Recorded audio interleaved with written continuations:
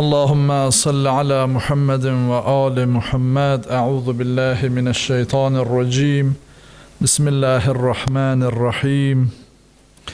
Elhamdülillahi Rabbil alemin. Ve bari'il halâikil ecma'in. Ve salatu ve selamu ala seyyidina ve nebiyyina habibi ilahil alemin. Tabibi nufusina Ebil Qasim Muhammed.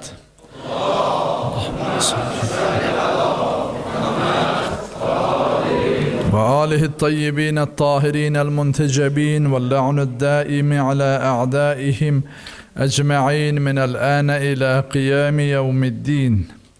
أيها المؤمنون أوصيكم ونفسي بتقوى الله. Aziz müminler, sizi ve özümü ilahi tekvaya davet ederim. Allah Teala bizleri tekva ehlinden inşallah karar versin. Allah Teala mübarek Ramazan ayının sonuncu cümle gününü inşallah bize sonuncu Ramazan ayı karar vermesin bu ayı. Allah Teala bu cümle gününde günahlarımızı affelesin, bağışlasın. Özümüzün, valideynlerimizin, mümin-i müminatın, müslümü müslümatın hamısının cemiyan. Allah Teala gelen günlerimizi daha hayırlı günlerle əvəz eləsin. Qarşıdan mübarek Ramazan bayramı yaxınlaşır. O bayramı da her birimize Allah-u Teala mübarek karar versin. Söhbətimiz Ramazan ayının sonuncu cümə günü olduğu için artıq son günləri yaşayırıq. Bayram namazına, yani Ramazan bayramına da çox az qalıb, çox sayılı günlər qalıb və bu günlərdən necə faydalanacağıq, ümumiyyətlə Ramazan ayından necə ayrılacağıq, bu barədə danışacağıq. Ondan başqa qarşıdan 31 Mart Azərbaycanlıların soyqırım günü yaxınlaşır. Onun barəsində bir neçə kəlmə söhbət edəndən sonra mövzumuza keçəcəyik. 31 Mart bilirsiniz ki, həm də bayram günləri ilə də üst-üstə düşür. Yəni üst-üstə düşsə belə biz o günlərdə necə deyirlər, bu bayram Ramazan bayramı ümumiyyətlə dini bayramlarda hər hansı bir çal-çağır və yaxud başqa bir şey olmadığı üçün onun üst-üstə düşməsində heç bir problem yoxdur. Sadəcə elə Hz. Əmir Al-Momin əleyhissalamın da buyurduğu kimi günah edilməyən hər bir gün mümin üçün, müsəlman üçün bayramdır. İnşallah Allah Teala bizi günah etməyən bəndələrdən eləsin.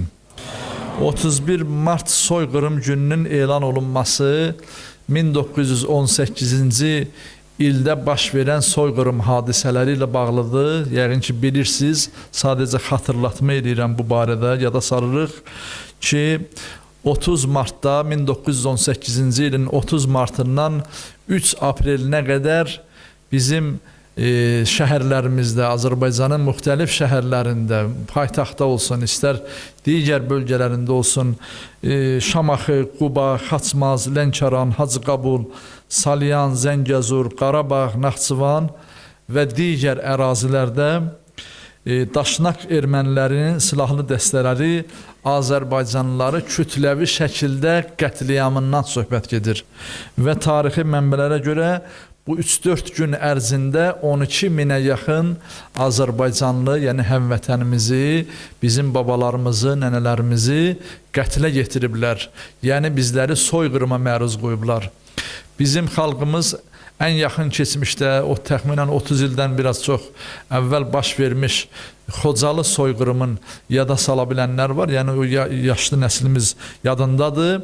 Yəni bu yaxın keçmişdə baş vermiş soyqırımdır ki, onun dəhşəti nə dərəcədə öndədir, göz önündədir. İndi təsəvvür eləyin, hələ indiki medianın, necə deyirlər, informasiyanın tez bir zamanda hər yerə yayıldığı bir dövrdə bu soyqırımı bu şəkildə dünyaya çatdırmağa çalışırıq və dünya bu ədaləti qəbul eləməkdə çətinlik çəkir, qəbul eləmək istəmir. Amma başımıza gəlmiş soyqırım hadisəsini etiraf eləmək istəmirlər.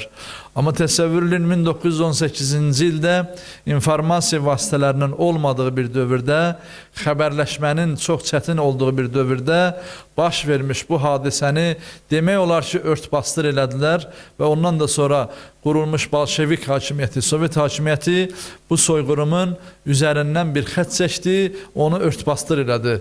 12 min vətəndaş, 12 min həmvətənimiz, yəni bir neçə gün ərzində çox ağır bir təcavüzlə, vəhşicəsinə qətlə yetirilməsinin nə qədər ağır bir hadisə olduğunu bilməmiz lazımdır, yada salmamız lazımdır. Bəzi tarixçilərin, bəzi o dövrdə Azərbaycanda yaşamış Avropadan olan, məsələn Almaniyadan bir şahid olub, həmin günlərin şahidi olub, Azərbaycanda müəyyən işlərdən ötürü burada olub və öz xatirələrində və yaxud məqaləsində yazır ki, ermənilər müsəlman Azərbaycanlı məhəllələrinə soxularaq hər kəsi öldürür, qılıncla parçalayır, süngü ilə dəlmə deşik edirdilər. Qırğından bir neçə gün sonra təkcə bir çuxurdan çıxarılan 87 Azərbaycanlı cəsədinin qalıqları tapıldı və onların qulaqları, burunları kəsilmiş, qarınları yırtılmış və müxtəlif əzaları doğram edilmişdi. Ermənilər uşaqlara acımadıqları kimi yaşlılara da rəhm etməmişdilər. Bu cümlələri həmin bu Alman şahid, yəni hansısa bir işdən ötürü Bakıda olub, Azərbaycanda olub, o yazır. Yəni dediyimiz kimi informasiya vasitələrinin olmadığı dövrdə tək-tük insanların xatirələrindəmi və yaxud hansısa bir kitabında mı qeyd etdiyi bəzi hadisələr qalıb ki, onlar gəlib çıxır bugünkü günə qədər. Halbuki çox böyük bir qırğınlar baş verib xalqımız üzərində, cəmaatımız üzərində müxtəlif qüvvələrin, xüsusən ermənilərdən sui-istifadə edən qüvvələr ki, mənfur ermənilər də xalqımızın düşməni olaraq necədirlər, fərqli dövrlərdə soyqırıma məruz qoymuşlar xalqımızı. O nöqteyi nəzərdən bizlər o günləri mütləq yada salmalı, xatırlamalı, qeyd eləməliyik ki, bizim yaddaşımızda, genetik yaddaşımıza hopsun. Övladlarımızın genetik yaddaşında olsun, öz dostlarını və düşmənlərini tanımaq yolunda. Bizlər dostumuzu, düşmənimizi tanıya bilməsək, yəni heç bir həyatda qarşıda heç bir irəliləyiş əldə edə bilməyəcək. Ona görə də tarix fənninin, tarix elminin də xidməti odur ki, insan tarixdən özünün, ailəsinin, xalqının, millətinin başına gəlmiş hadisədən ibrət və dərs çıxarda bilsin. Ona görə biz bu günləri müəyyən hansısa bir sülh şəraitində yaşamağa çalışırıqsa, gərək mütləq keçmişimizi də yaddan çıxartmayaq.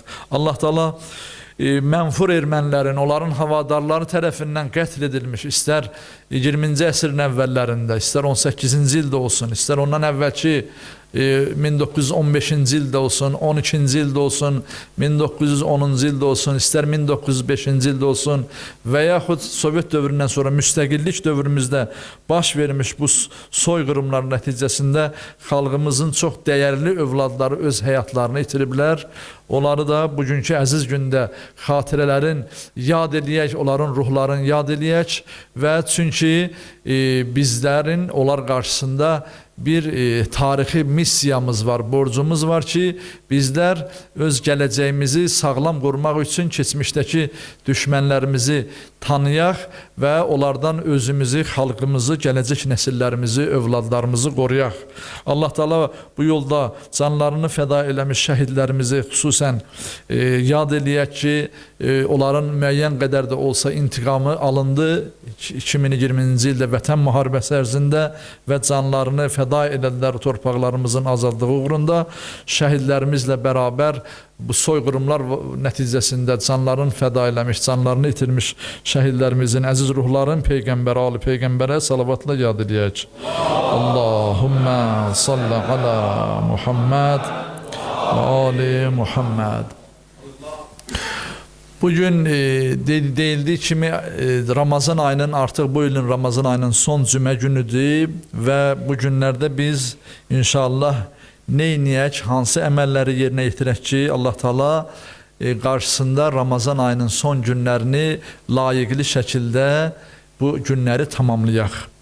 Həzrəti Peyğəmbərimizdən sallallahu aleyhi və səlləmdən Cabir ibn Abdullah hədis nəql eləyir, buyurur ki, Həzrət Peyğəmbərimiz məndən soruşdu, mənə dedi, daxil oldum Həzrəti Peyğəmbərimizin yanına və o mənə belə dedi: "Fi axir cüm'atin min şəhri Ramazan fələmmə basura bi qalali." Axırıncı cümə günü, Ramazanın axırıncı cümə günü onun yanına daxil oldum.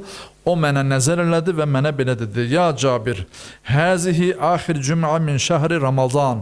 Ey Cabir, bu Ramazan ayının sonuncu cümə günüdür. Fəvəddi'uhu, ona vida elə. Sonuncu cümə günü ona Ramazan ayına belə vida elə.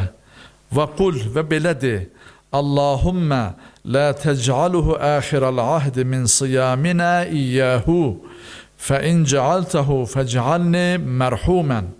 Belə de ki, Allahım, bu orucumuzu, bu tuttuğumuz orucumuzu bizə axırıncı əhdini qərar vermə. Yəni sonuncu orucdur, sonuncu Ramazan ayı qərar vermə. Əgər məni bu axırıncı Ramazan ayını mənim axırıncı orucum, axırıncı əhdim qərar versən, onda məni rəhm edilmişlərdən qərar ver. Yəni mənə rəhm elə, məni bağışla. Və la tec'alni məhrumən, məni məhrum olmuşlardan etmə. Yəni bu ayın fəzilətlərindən, bu ayın üstünlüklərindən, bu ayın rəhmətindən, bağışlanmasından, bərəkətindən məni məhrum eləmə və yaxud öz rəhmətindən məni məhrum eləmə. Fə innehu mən qalə zəlikə zafira bi ihdəl husneyn. Deyir ki, kim bunu desə, son cümə günündə, kim bu Peyğəmbərimizin bu cümləsini, bu duasını desə, iki gözəl xüsusiyyət sahibi olar, iki gözəl xüsusiyyəti qazanar. İmmə bi buluğu şəhri Ramazan, İmmə bi ğufranillahi və rəhmətuhu. Ya gələn Ramazana yetişməyi Allah Teala ona nəsib eləyər, bu duanı iqrar eləyən üçün, ya da ki Allah Teala'nın ğufranını, bağışlanmasını ona nəsib eləyər. Yəni deyilən cümlənin mənası budur ki, Allahım, məni gələn Ramazan ayına yetişməyə, gələn Ramazan ayında oruç tutmağa məni nəsib elə. Əgər mən nəsib olmasa, o günə yetişə bilməzsəm, dünyamı dəyişsəm, ya Rabbi, məni rəhm edilmişlərdən qərar ver. Yəni mənə rəhm elə, günahlarımı bağışla. Əgər yox, və lə təc'alni məhrumən, yox, əgər yetişə bilməsəm, məni də, yetişə bilsəm də məni məhrum edilmişlərdən eləmə. Yəni öz rəhmətindən, öz məğfirətindən məhrum edilmişlərdən eləmə. Allah Teala bizləri inşallah hər birimizi gələn Ramazan ayına yetişməyi nəsib eləsin. Və Allah Teala bu Ramazan ayına yetişə bilməyən qardaşlarımız, bacılarımız, atalarımız, analarımız ki, yetişə bilmədilər. Keçən il cəmaatla birlikdə Ramazan ayını idrak eləmişdilər. Allah Teala da onlara rəhm eləsin, onların günahlarını bağışlasın, onlara rəhmət eləsin inşallah. Məşhur İmam Səccad əleyhissalamın mübarək Ramazan ayının sonuna yaxınlaşanda vida bir xütbəsi, vida duası var. Ramazan ayı ilə bağlı vida duası var ki, Həzrəti İmam Səccad əleyhissalam buyurur ki, bu duanın əvvəlində deyir ki, ilahi, sən bütün nemətləri sayır, nemətlərin bir neçəsini və sonra buyurur ki, sənin verdiyin nemətlər ibtidai nemətlərdir əsasən. Yəni verdiyin ruzi, can sağlığı, gözəl əminamanlıq, həyat, övladlar, nə bilim, ailə və s. Bunlar ibtidai nemətlərdir. Yəni bunlar, bu nemətləri sən hər bir yaratdığına bəxş eləməyi öz üzərinə borc götürmüsən. Demirsən ki, mən əgər bir məxluqu, bir yaratdığımı yaradıramsa, onun ruzisini, onun yaşam üçün lazım olan bütün şəraiti təmin edərəm, ona zamin durmusan. Bu ibtidai bir zəmanətdir. Yəni verilən bu nemətlər ibtidai nemətlərdir. Amma bəs uca nemət hansıdır? Ali nemət hansıdır? İmam buyurur ki, Allahın bəxşişləri arasında ən üstün olanlardan da biri mübarək Ramazan ayıdır və bu ayda oruç tutmaqdır. Yəni Allah Teala'nın ali nemətlərindən biri Ramazan ayıdır. Yəni böyük nemətdir. Ramazan ayı böyük nemətdir. Bizə verilən yaşadığımız, yaşamağımız üçün lazım olan nemətlər ibtidai şeylərdir. Bizim həyatımızı sürdürə bilmək üçün Allah Taala'nın da elə özünün üzərinə götürdüyü bir, necə deyirlər, özü üçün üzərinə götürdüyü bir öhdəlikdir ki, mən yaratdığımı ac buraxmaram, yaratdığımı susuz buraxmaram, yaratdığımı, necə deyirlər, dünyada nə lazımdırsa onu təmin edərəm. Amma ali nemətlər biri imandır. Biri Həzrət Peyğəmbərimizdir. Peyğəmbərləri tanımaqdır. Tövhiddir, nübüvvətdir, imamətdir. Həzrət Əmir Al-Momin Əleyhisselamın vilayətidir. Məada imandır. Yəni imani məsələlərdir və biri də bizim həyatımızda mühüm rol oynayan mübarək Ramazan ayıdır. Böyük alimlərdən biri buyurur ki, deyir ki, aldığımız hər nəfəs həyatımızın uzanmasına səbəb olan bir amildir. İnsan ki, dəqiqə ərzində 100-ə yaxın, ortalama 100-ə yaxın nəfəs alıb verir. Deyir ki, hər bir nəfəsimiz bizim həyatımız üçün bir vasitədir. Verdiyimiz hər bir nəfəs vücudumuzu fərəhləndirir. Aldığımız hər bir nəfəs isə ömrümüzü uzadır.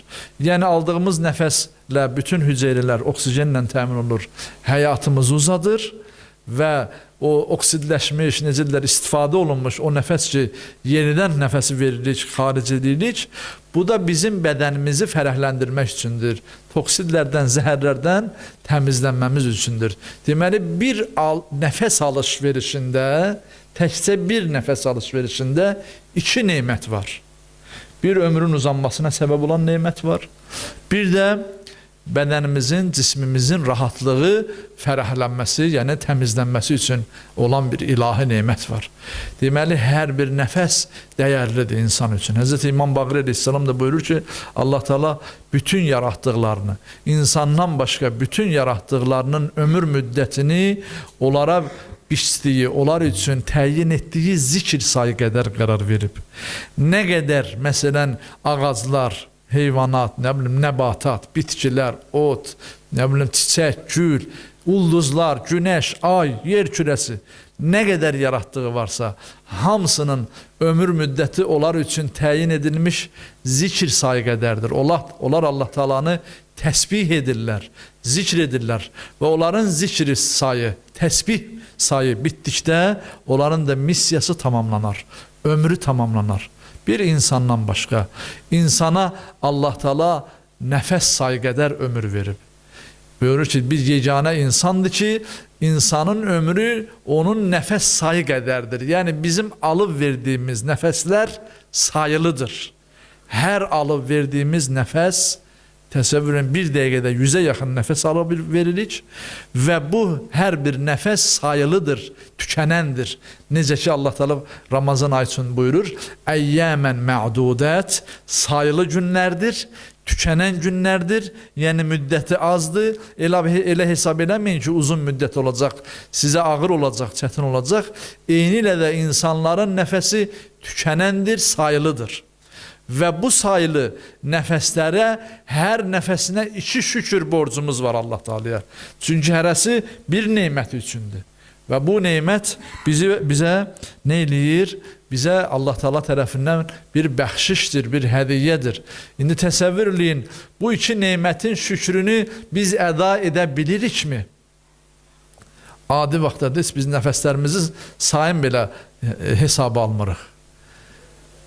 Halbuki Həzrət Peyğəmbərimiz buyurur ki, başqa aylarda sizin nəfəsləriniz sizə verilmiş 2 xüsusi nemətdir. Amma Ramazan ayında o nemət qat-qat artır. Sizin aldığınız nəfəslər ənfəsəkum zikrun. Sizin alıb verdiyiniz hər bir nəfəs zikirdir, təsbihdir. Subbuhun quddusun təsbihidir.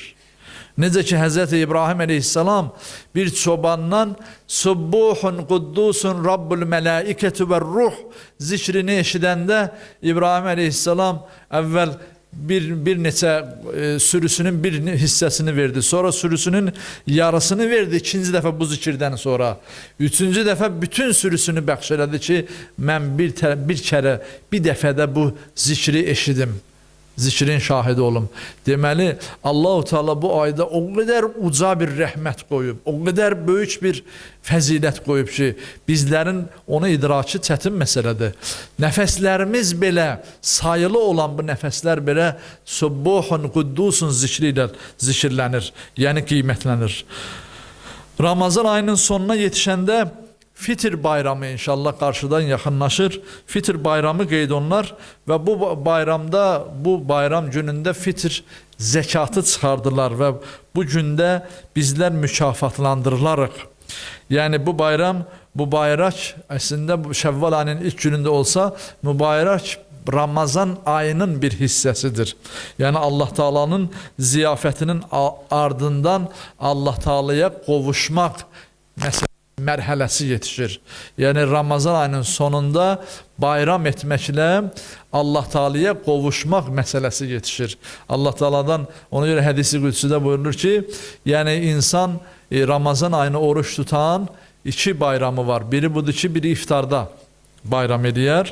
Biri də Ramazan ayı yetişəndə ona veriləcək əcr və mükafatını görə bilsə ki, ona nə qədər böyük əcr verilir, o mükafat onun üçün böyük bir bayramdır. Ona görə bayram sayılır. Ramazan bayramı ona görə müsəlman üçün bunlar bizə zahirən biz nisbi bunu biz bayram edirik. Bunun batini mənası dərindir. Batini mənası odur ki, bir mömin Allahın əmrinə itaətdə dayanıb, sonda Allah Taala'nın vəd etdiyi oruc mənim üçündür, onun da mükafatı mən özüməm. Allah Taala özün hədiyyə edir möminə. Ramazan ayına yetişəndə mömin öz Rəbbinə qovuşma bir şərəfinə layiq görülür. Yəni bu şərəfə layiq görülür qarşıdakı günlərdə inşallah. Allah Taala bizim bayramımızı həqiqi o bayramlardan qərar versin. İmam Səccad əleyhissalam duanın əvvəlində buyurur ki, ey mənim Rəbbim, sən o vəzifələrin ən safını, vacib olan işlərini, ən üstün olanını Ramazan ayı qərar verdin ki, onu sair aylardan seçdin. Yəni elə bir vəzifələr, elə bir üstünlüklər qərar verdin ki, bu ayı başqa aylardan fərqləndirdin. Bu ay başqa aylar kimi deyil.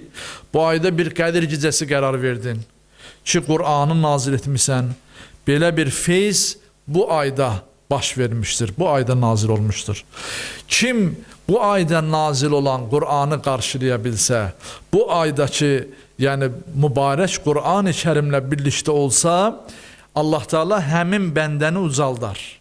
O bəndə ucalığa tərəf üst tutar. Bunu İslam ümmətinə Allah Teala bir minnət olaraq qoyub.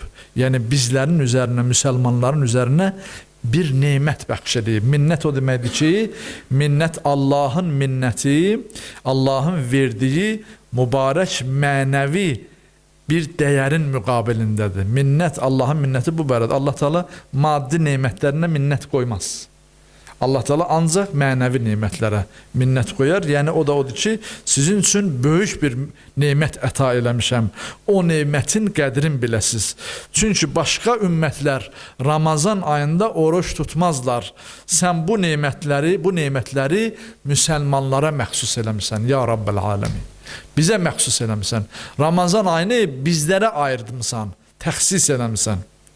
Ona görə bu ayla vidalaşmaq, bu ayın fəzilətləri çox böyüdür ki, təbii ki, əimmə-tarın imamlarımızın bu aya olan mərifəti, yəni bizim mərifətimizdən qat-qat üstündür. Və buyurur ki, bu ayla vidalaşmaq o kəslərə aiddir ki, mübarək Ramazan ayı ilə həqiqi ünsiyyət bağlayıb, həqiqi dost olub. İnsan həqiqi dostundan ayrılanda çətin vaxtlar keçirlər də, görərsən ki, bir müddətdə darıxar. Ən yaxın, sevdiyi bir adamla ayrılanda, yola salanda uzaq bir səfərə və yaxud ondan müəyyən bir müddət ayrılanda necə istirab keçirdər, necə sıxılar, sıxıntı içərisində olar. Hz. İmam Səccad əleyhissalam Ramazan ayının vidasındakı duasını həqiqi dostdan ayrılığın təsvirini verir. Yəni insan Ramazan ayından necə ayrıla bilər? Bu qədər mübarək feyizlərin, bərəkətli feyizlərin, rəhmət yağışının indiyi aydan. Ramazan, buyurur ki İmam Səccad əleyhissalam, Ramazan ayı bizim aramızda idi. həmd və səna ayı idi, yəni şükr ayı idi. Özü ilə rəhmət gətirmişdi. Bu ay bizim çox yaxşı dostumuz idi. Yəni biz dostumuzdan ayrılırıq. Onunla birlikdə olduğumuz zaman bizə ilahi feyz və nemətlərlə dolu idi. O elə bir dost idi ki, rəhmət, məğfirət və bərəkət gətirmişdi. Yəni Allah Taala'dan o dost bizə rəhmət gətirmişdi, məğfirət gətirmişdi, yəni bağışlanma gətirmişdi və bərəkət gətirmişdi. Yəni bir evə qonaq gələr, bilirsiniz qonaq qarşılamağın da fəziləti nə qədər üstündür, yəni dinimizdə, İslamda. İndi təsəvvür edin, bu qonaq Allah Taala tərəfindən göndərilmiş bir qonaqdır. Bu qonaq elə bir qonaqdır ki, onun ruhu var. Baxmayaraq ki, bunun yəni bir zamanın bir ötüb keçən bir zaman kəsimi, dilimi deyil. İmam Səccad əleyhissalam bu aya salam verəndə bir neçə vida ilə salamlaşır, salam verir bu aya. Bu ayın ruhunun olduğunu göstərir. Necə ki, Həzrəti Peyğəmbərimiz də buyurur ki, bu ay aləmlərin ən üstün qazancını əldə etmək üçün bizə verilmiş, bizə gəlmiş xüsusi fürsət ayıdır. İnsan bu ayı elə qarşılamalıdır ki, və yaxud ondan ayrılanda elə ayrılmalıdır ki, önündə əbədi bir səfər duran bir müsafir kimi ayrılmalıdır. Yəni bizlər qarşımızda uzun bir səfər var, bir ayrılıq səfəri var, əbədiyyətə qovuşma var və bu əbədiyyətə qovuşmanın yolu, bu əbədiyyətə qovuşmaq üçün getdiyimiz yolun azuqəsini bu ayda əldə edə bilərik. O azuqə ən gözəl şəkildə bu ayda bizə verilir. Kim bu ayı boşa fövtə verdisə, əbədi səfər üçün azuqəsiz gedəcək. Heç bir şeysiz gedəcək. Yəni yollarda da itəcək, batacaq, tələf olacaq. Amma bu aydan azuqə toplaya bilən o yolu, o səfəri sağ-salamat başa vura biləcək. Ona görə Ramazan ayı mühüm bir aydır. Möminin ruhunun azad etməklə aləmin batininə yol tapa bilən bir aydır. Bu ay möminin ruhunun azad olunacağı bir aydır. Mömin öz ruhunu günahlarının necə deyirlər, buxovunda saxlayır. Günahlarının buxovundan azad olmaq üçün, bütün günahlardan arınmaq üçün, təmizlənmək üçün bu ay mühüm bir aydır. Bu aydan təmizlənib çıxa bilər. Necə ki, Həzrəti Peyğəmbərimiz buyurur ki, kim Ramazan ayını idrak eləsə, yəni yaşasa və bu ayı bağışlanmamış çıxsa, o insanların ən bədbəxtidir. Yəni bu ay mömin üçün özünü azad eləyə bilmək üçün bir fürsət ayıdır.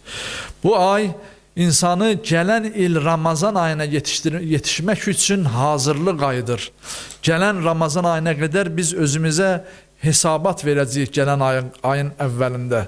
Ki, görəsən biz necə dayandıq? Biz günahlarının qarşısında özümüzü necə saxlaya bildik? Özümüzü necə müdafiə elədik? Düşmənə qarşı nə qədər güc topladıq bu ayın bitimində? Bizim nə qədər gücümüz var ki, qarşıdan böyük bir düşmən gəlir, yəni artıq nəfslərin, şəhvətlərin azad olacağı bir ay gəlir və biz o düşmənin qarşısında ki, ən böyük düşmən insanın özünün nəfsidir, özünü günahın çirkabına bulaşdıran insanın özüdür, öz nəfsidir. Onun qarşısında nə qədər güc topladı Ramazan ayında. Ramazan ayı o gücün, o enerjinin toplanacağı aydır və gələn ilin Ramazan ayına qədər o gücdən və o enerjidən istifadə eləmək üçün özünə diqqət ayırması aydır. Bu gün, bu aylar bu cür aydır. Həzrəti İmam Səccad əleyhissalam Ramazan ayına bir neçə salamlar verir və bu ayla xüsusi bir vidalaşma ilə vidalaşır. Buyurur ki, biz onun üzərimizə qoyduğu haqqa riayət etməli, bizimlə onun arasında olan əhdə vəfa eləməliyik.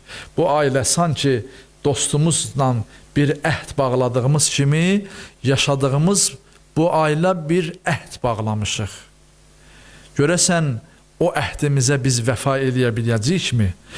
Bu ayın üzərimizə qoyduğu bir haqq var, bir hüquq var. ki ey mömin bəndə, sən eləyə bilərsən Allah üçün öz nəfsini, öz ruhunu pak saxlaya biləsən, təmiz saxlaya biləsən.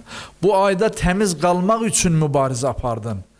Öz nəfsini yeməkdən, içməkdən məhrum eləməklə, nəfsani şəhvətlərdən özünü məhrum eləməklə, öz nəfsini, öz ruhunu inkişaf elətdirdin. Və sən bununla bağlı Ramazan ayıyla bir əhd bağlayıbsan və bu əhdə necə vəfa edəcəksən? Buna görə də deyirik ki, ey Allahın ən böyük ayı, ey haqq aşiqlərinin ayı, salam olsun sənə. Ey vaxtlar arasında ən kəramətli həmnişin, ey günlər və saatlar arasında ən üstün ay, salam olsun sənə. Həqiqətən də salam olsun bu aya ki, başqa aylarda duaların müstəcab olması, ibadətlərin müstəcab olması sual altındadır. Bilinmir, görəsən mənim duam, mənim ibadətim qəbul olunar. Halbuki Həzrət Peyğəmbərimiz buyurur ki, duaukum məqbulun, sizin duaukum müstəcabun, sizin dualarınız müstəcabdır bu ayda. Sizin dualarınızın qəbulluğuna Allah Teala zamindir. Heç bir ayda bu fürsət yoxdur. Heç bir ayda insanların tövbəsinin, günahlardan bağışlanmasının, hacətlərinin, istəklərinin rəva olunmasını, Allah Teala'dan istəməsinin məqbul tapması heç bir ayda yoxdur. Allah Teala bu ayda qərar verib. Bu ay bu qədər önəmlidir, bu qədər fəzilətlidir. Allah'ın verir ki, İzzətinə, Cəlalına bizi inşallah bu mübarək Ramazan ayından bağışlanarak çıxmağı nəsib eləsin. Tuttuğumuz oruçları həqiqi tutulan oruçlardan qərar versin. Edilən ibadətləri həqiqi edilən ibadət namazlardan qərar versin. Dualarımızı müstəcab eləsin. Allah Teala bizim ruhumuzu, nəfsimizi günahlarımızdan arındırsın, paçlaşdırsın. Allah Teala dünyadan köçənlərimizi rəhmət eləsin. Bizləri gələn Ramazana qədər inşallah yetişməyi nəsib eləsin. Əgər yetişə bilməsək bizləri bu günlərin fəzilətlərindən məhrum eləməsin inşallah. O niyyətə Peyğəmbərə, Ali Peyğəmbərə salavat zikr elə. Allahümmə salli ala Muhammedin və ali Muhammed. Bismillahirrahmanirrahim. Qul huvallahu əhəd, Allahus samed, ləm yəlid və ləm yulad və ləm yəkullahu kufuvan əhəd. Sadaqallahul aliyyul azim. Allahümmə salli ala Muhammed və ali Muhammed. Bismillahirrahmanirrahim. Elhamdülillahi Rabbil alemin ve bari'il khalaikil ecma'in. Vessalatu vesselamu ala seyyidina ve nebiyyina habibi ilahil alemin Ebil Qasim Muhammed. Allahümme salli ala Muhammedin ve ali Muhammed. وعلى وصيه وخليفته يعصوب الدين أمير المؤمنين علي بن أبي طالب وعلى قرة العين الرسول الزهراء البتول وعلى الحسن والحسين وعلى علي بن الحسين ومحمد بن علي وجعفر بن محمد وموسى بن جعفر وعلي بن موسى ومحمد بن علي وعلي بن محمد والحسن بن علي والحجة المهدي العسكري.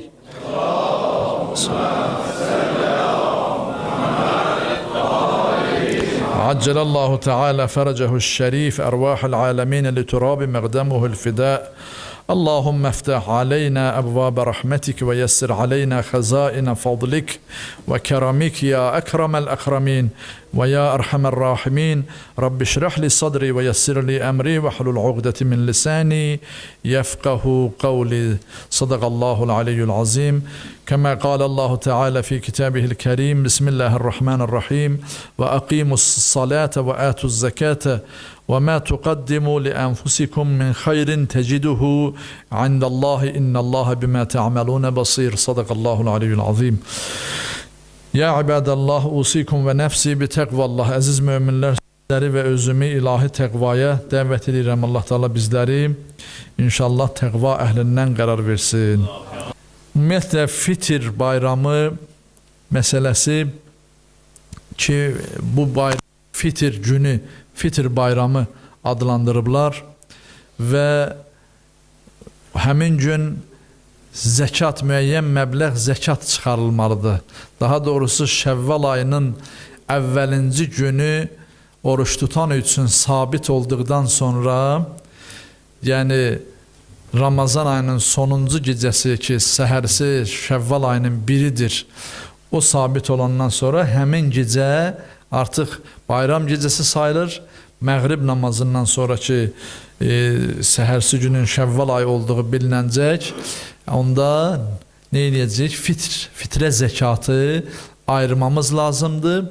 Ta ki səhərsi gün bayram günü zöhr namazına qədər o fitrə zəkatını müstəhəqqinə, sahibinə çatdırmamız lazımdır. Ümumiyyətlə o gecənin çox böyük fəziləti var. Bayram gecəsinin hədislərdə var ki, heç də fəzilətdə Qədir gecəsindən aşağı sayılmır. Yəni fitr bayramı gecəsi oyaq qalıb, əhya saxlayıb Allah Taalaya ibadət eləməyin çox böyük üstünlüyü var. O gecəki gecə necə ki bəzi gecələrdə olduğu kimi bayram gecələrində, xüsusi gecələrdə müstəhəbbidir ki, qusul alınsın ki, günahlarımızın bağışlanmasına kəffarədir. Sübhə qədər əhya saxlanılsın. Sonra da məğrib, işa, sübh namazlarından, eləcə də bayram namazından sonra müəyyən zikirlər var ki, dua var ki, bu duanı birlikdə bərabər oxusun və yaxud təkdirsə tək oxusun. Ki, Allahu Ekber, Allahu Ekber, La ilahe illallah, Vallahu Ekber, Allahu Ekber, və lillahil hamd, elhamdülillahi ala ma hadana, və lehuş şükru ala ma Avlənə zikridir ki, bu zikri oxumaq müstəhəb sayılır. Fitrə zəkatı yekdilliklə bütün İslam alimləri, İslam mənbələri fitrə zəkatının verilməsini vacib saymışdır. Ki, fitrə zəkatı görəsən niyə vacibdir müsəlmanlar üçün fitrə zəkatını vermək? Əvvəla bir neçə faydasını sadalamışlar.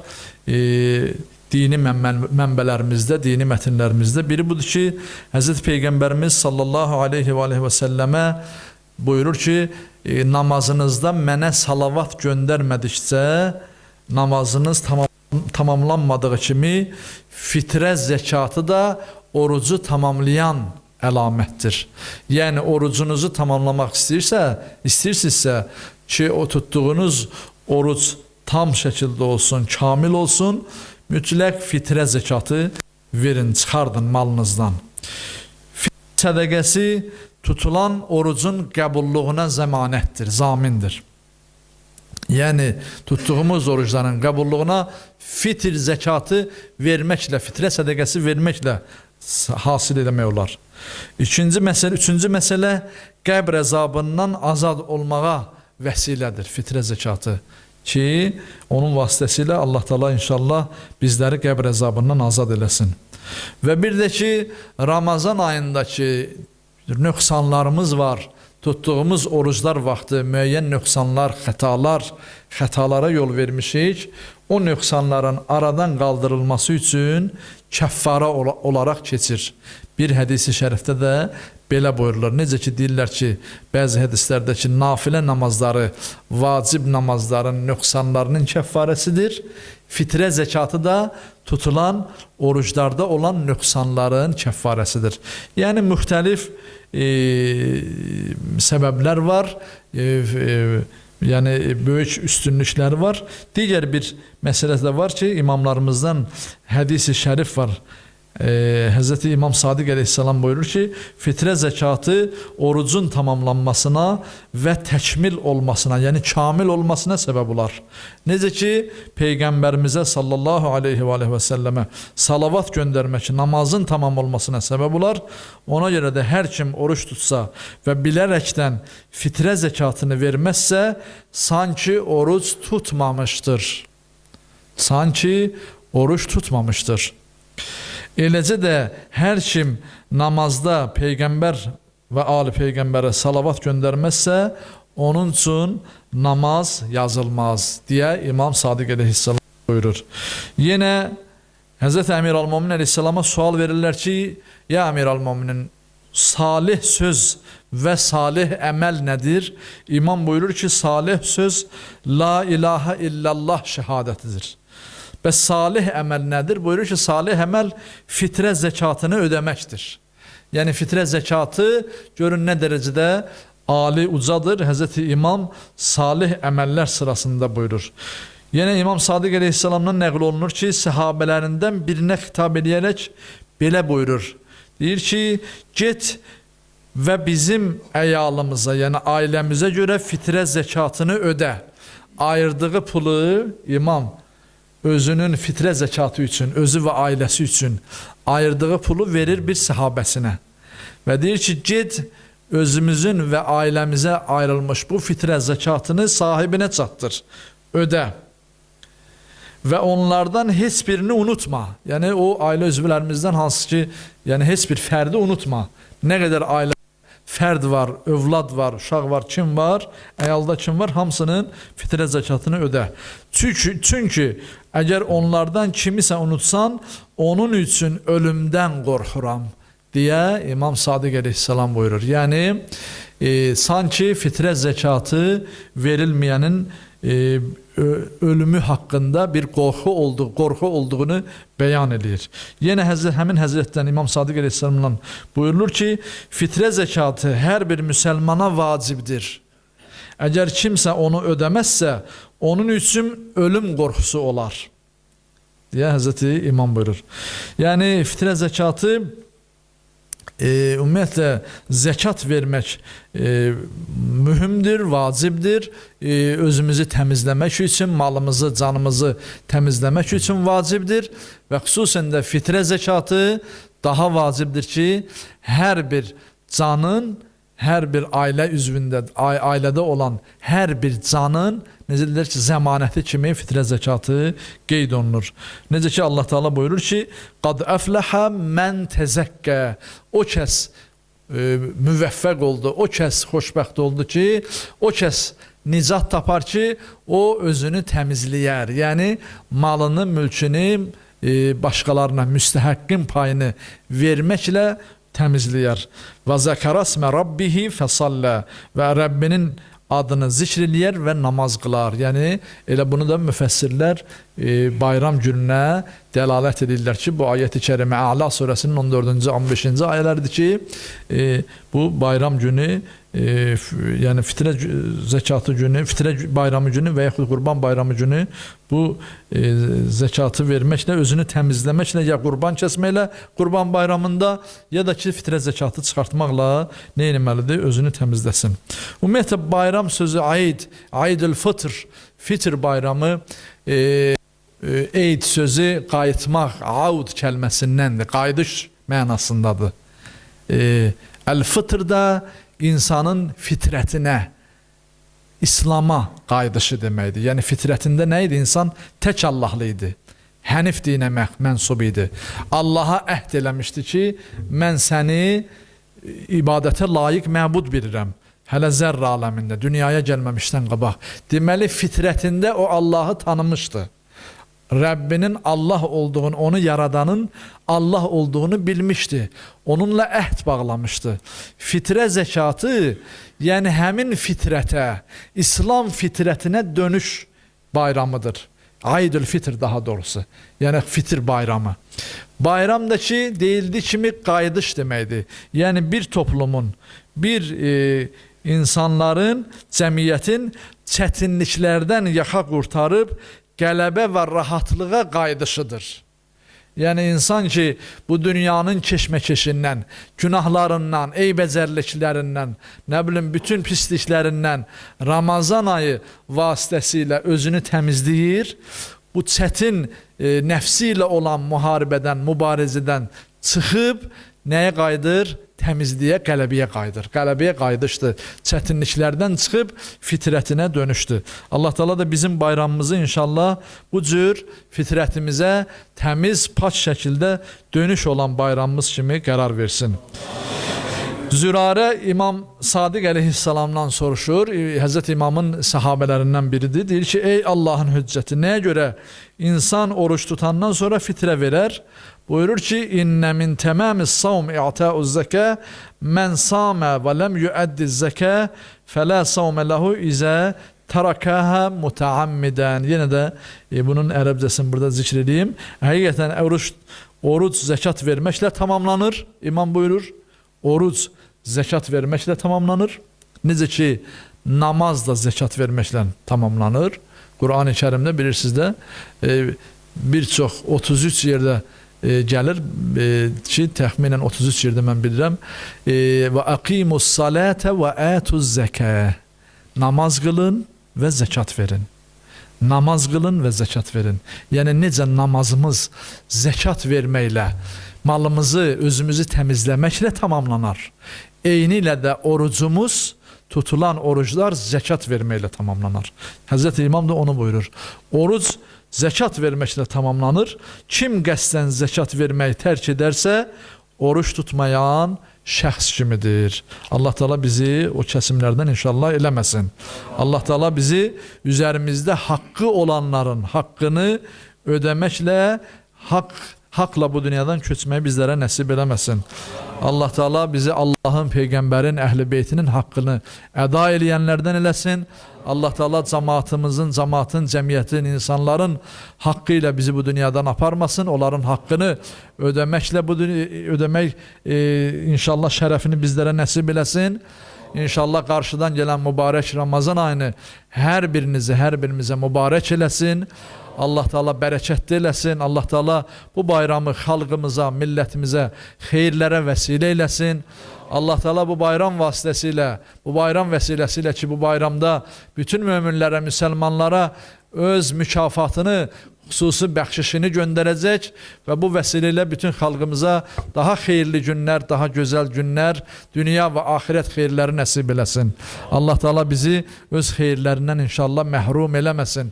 Allah Teala bu əziz günlərdə şəhidlərimizin ruhlarını şad eləsin. Onların məqamını ali uca eləsin və şəhidlər sərvərinə qovuştursun. Allah Teala bizi Qur'andan və Əhl-i Beytdən inşallah ayrı salmasın.